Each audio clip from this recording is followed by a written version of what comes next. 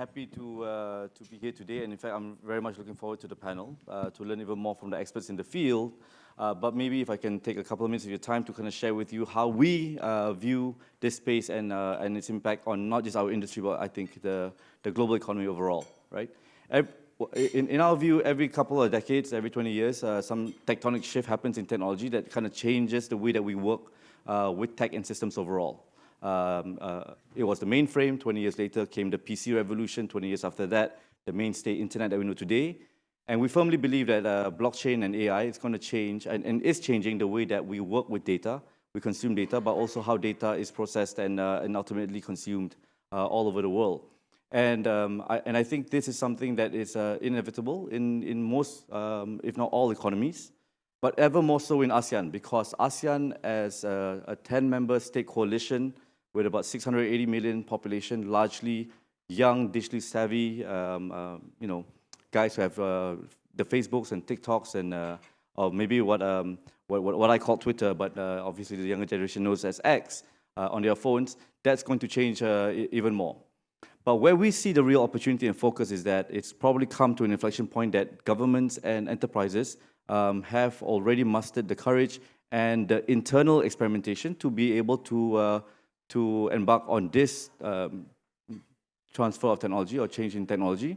So much so that Zetrix, that's where we focus, a public permission blockchain, working together with governments. Here in Malaysia, we work very closely with MIMOS to build the Malaysia blockchain infrastructure.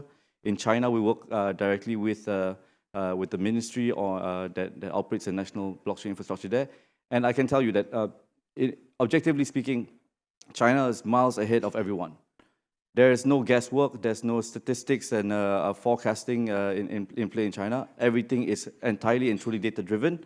It is not crypto-based future in China. It is entirely a provenance, traceability, and blockchain-driven future. And that's a future that I think ASEAN will also realize in the same.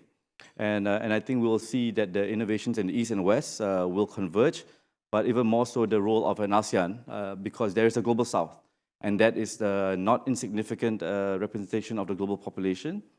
And I think that brings me to my final point, which is unbridled AI, as many of us have witnessed a few years ago.